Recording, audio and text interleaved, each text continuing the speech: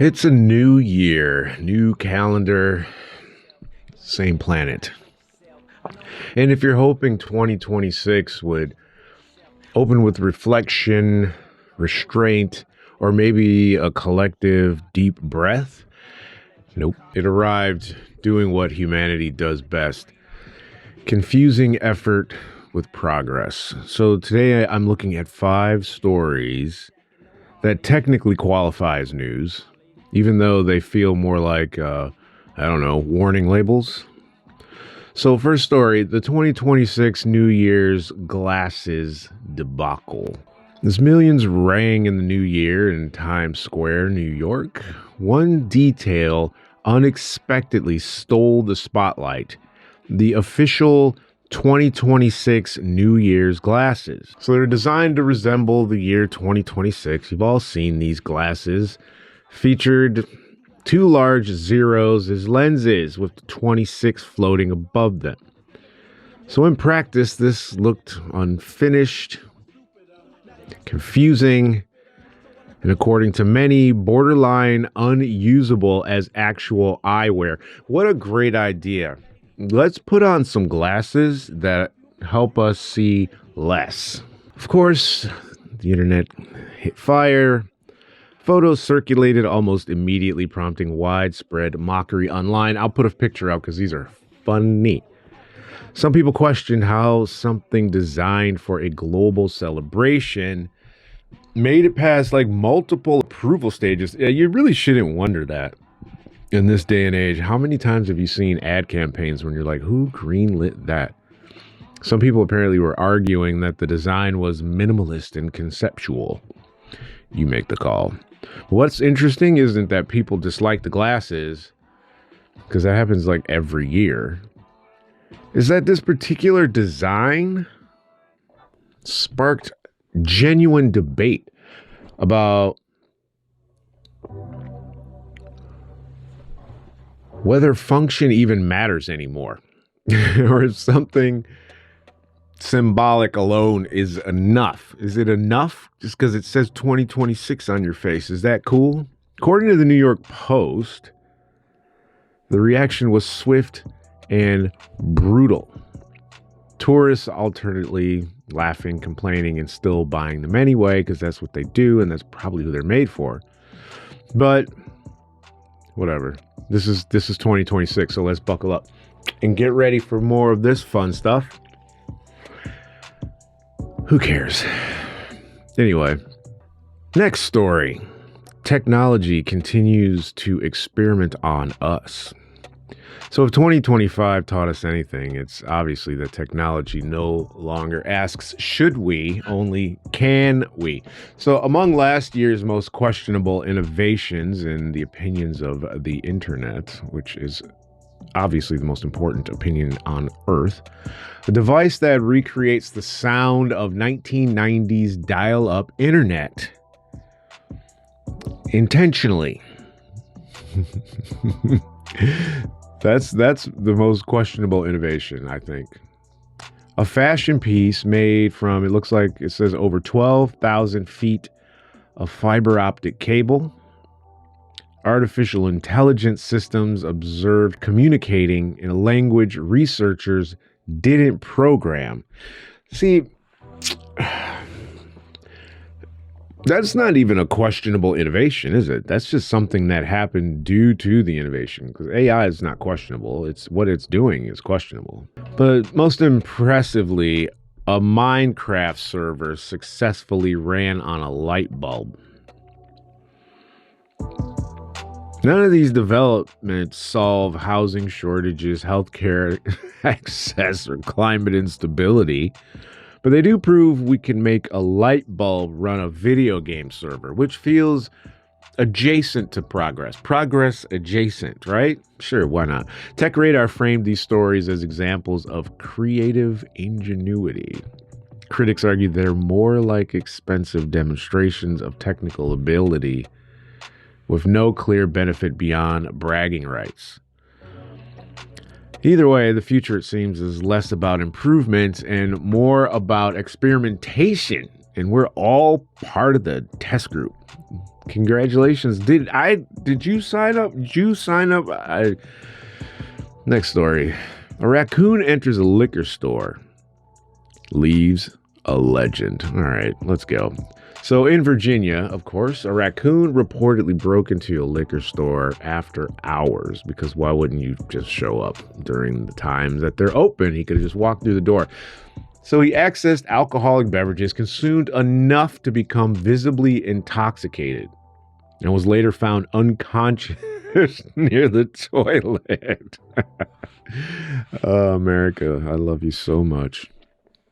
The authorities confirmed that the animal was unharmed and later released back into the wild to tell tales to all his raccoon friends about that building over there where you can get hammered.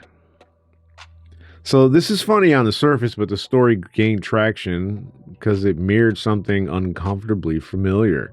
The image of someone overindulging, making poor decisions, and passing out in a bathroom they don't remember going into in the first place. That's us. That's us from the first time you drink to the last time you say, I'm never drinking again.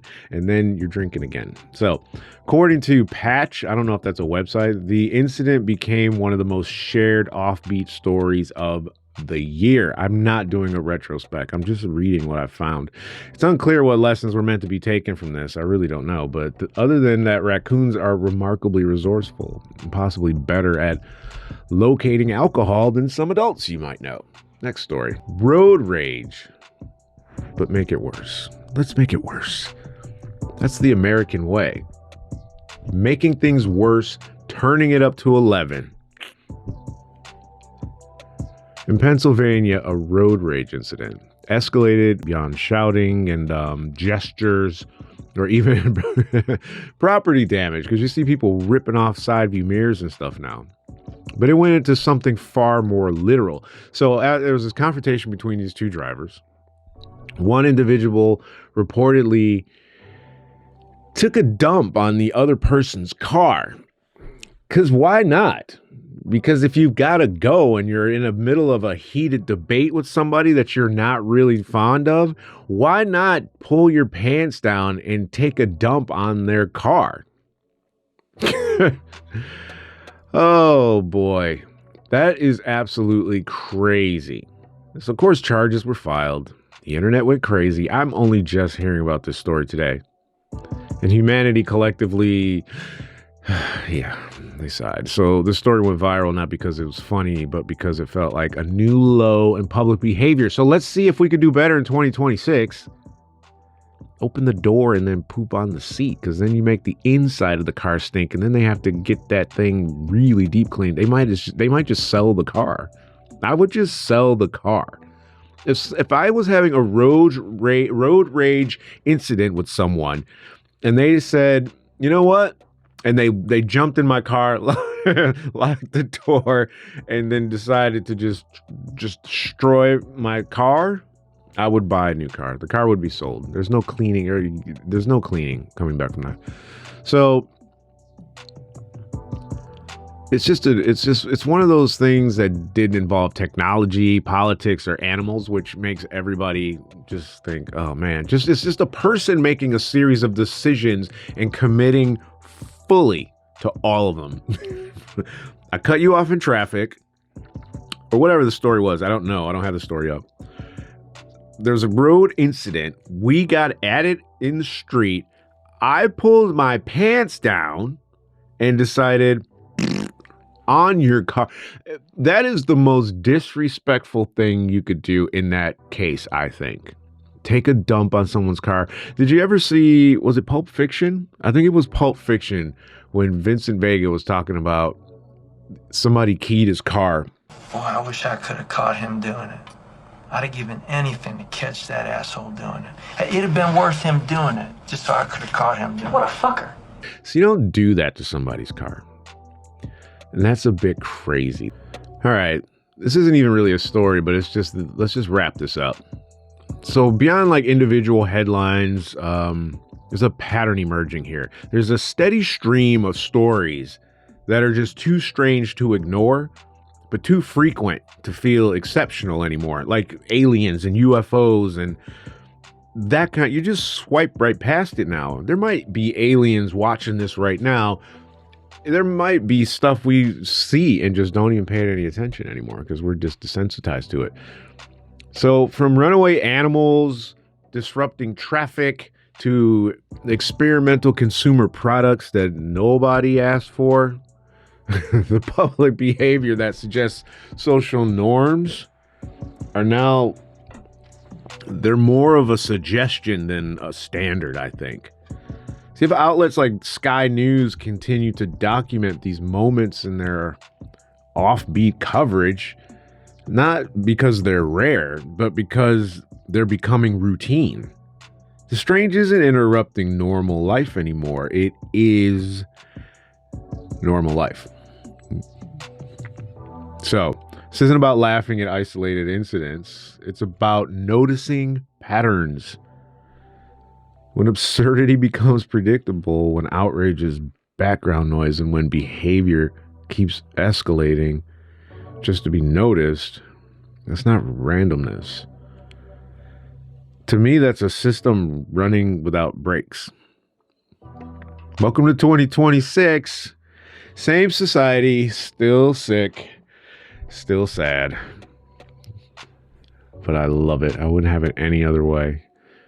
So thanks for listening. Thanks for watching. I hope 2026 is amazing for everybody. I hope that everything that you wish for this year is the very least that you get. Let's just say that. Let's just say that. Peace.